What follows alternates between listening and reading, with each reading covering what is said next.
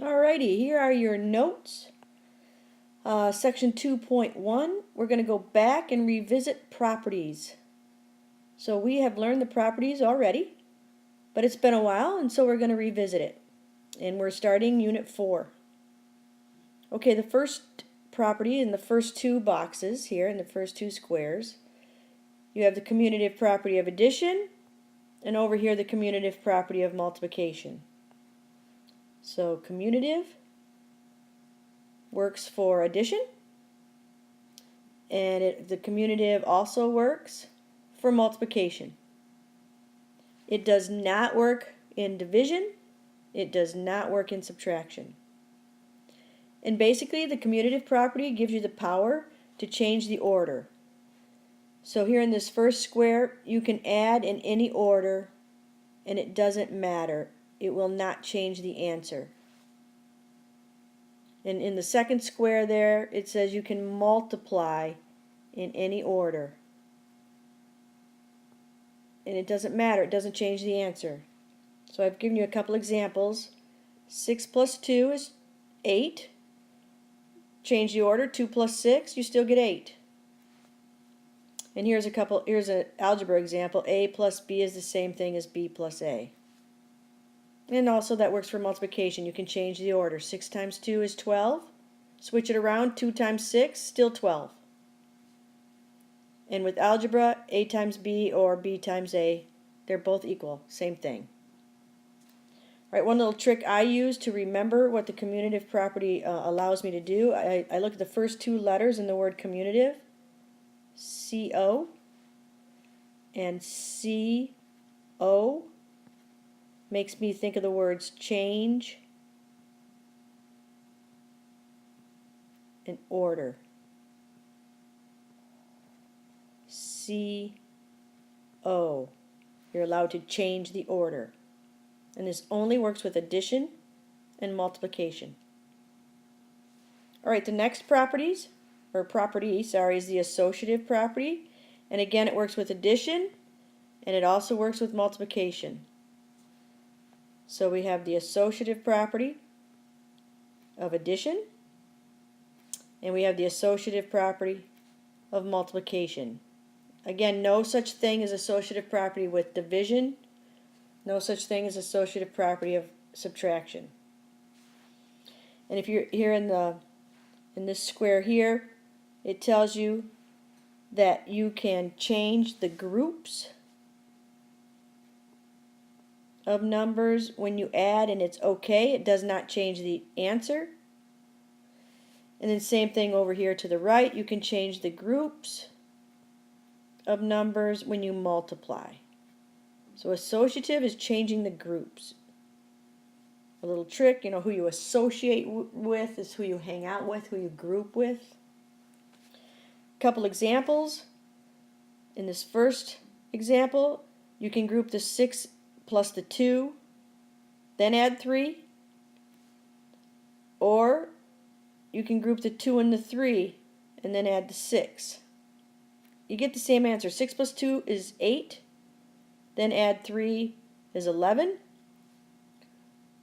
Over here, 2 plus 3 is 5. Then add in the 6 and you still get 11. And here's an algebra example using letters, variables. And then over here, same thing with multiplication. Notice the numbers are in the same order. 6, 2, 3, 6, 2, 3. So I'm not changing the order of the numbers. I'm just changing the groups. Here I group the 6 and the 2. And over here I group the 2 and the 3. I get the same answer. 6 times 2 is 12, times 3 is 36. 2 times 3 is 6, times 6, 36. And then here's an algebra example. All you're really doing in associative property, you keep all the numbers in the same order, but the parentheses slide. So the parentheses just slide over. And that's how you change the groups. The numbers do not change their order. The parentheses just kind of slide to the side, either over to the right or back to the left. Okay, the next properties is the identity properties. And in the identity property, again, there's an identity, whoops, I want to use red, sorry, identity property in addition, and there's an identity property of multiplication. Again, not division, not subtraction. For the addition, identity property of addition, there on the left, you can add 0, and it does not change the value. Now over on the right, when you multiply, you have to multiply by 1. When you multiply by 1, it doesn't change, nothing changes. And here are a couple examples. 2 plus 0 is still 2.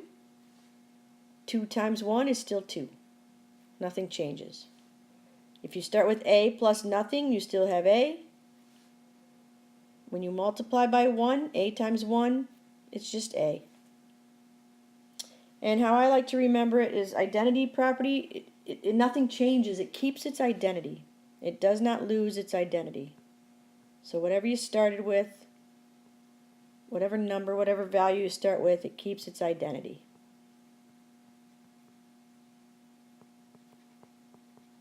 And that's what happens when you add 0. Nothing changes. The number keeps its identity, or when you multiply by 1. Okay, a couple new little, terms. The additive identity element, that's a fancy name for 0. It's called the additive identity element. Over there on the right, there's a multiplicative identity element. Multiplicative identity element is 1.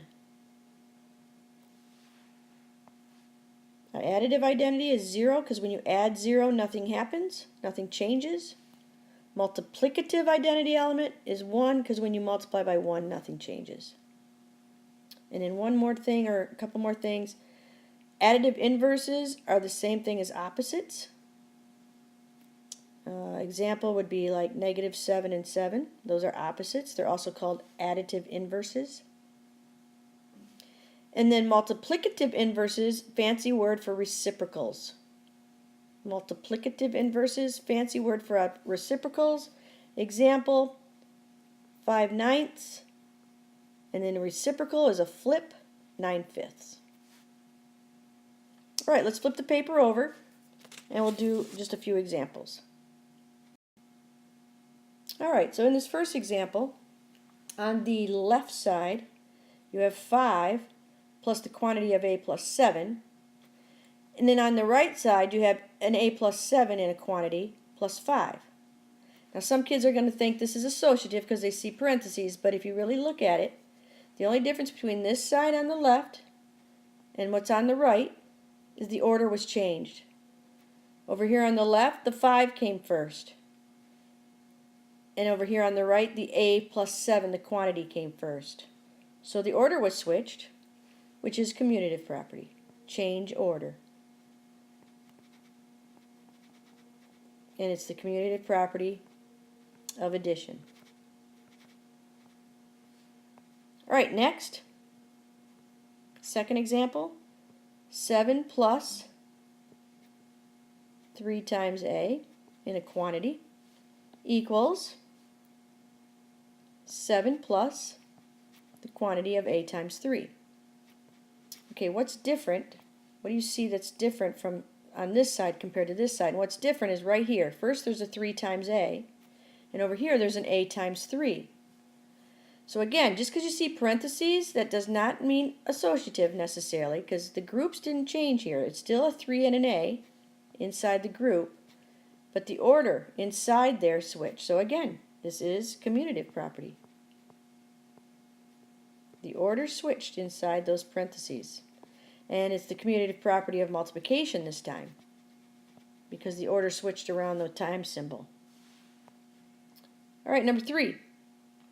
8 plus the quantity of 2 plus 7 equals quantity of 8 plus 2 plus 7. All right, be observant. What's different here? 8 plus 2 plus 7, 8 plus 2 plus 7.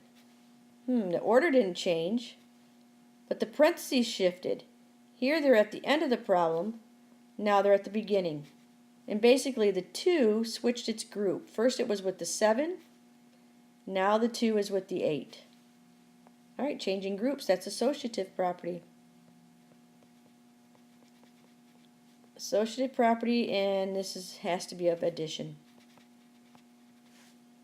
All right, we'll try one more example. Okay, in this example, you have a 7 plus 2 times 5. 7 plus 2 times 5. Okay, it can't be commutative. The order didn't change. It does look like the groups have changed. Here, the 2 times 5 is a group. And over here, the 7 plus 2 is a group. And so some of you are going to want to say associative. But would you pick associative of multiplication? Or would you pick associative of addition? And that's actually your clue. This isn't even a property at all, because these two sides aren't equal. There's no such thing as associative property of multiplication and addition mixed. And if you look carefully, these two expressions are not equal. On this side, you'd have a 7 plus 10, which is 17. And on this side, you'd have 9 times 5, which is 45. They're not even equal. These are not equal. So this is not even true. This is false. And therefore it's not even a property at all. It is not an example of a property. So beware. Sometimes it's I guess you could call this like a trick question. All right, good luck. I hope this is helpful.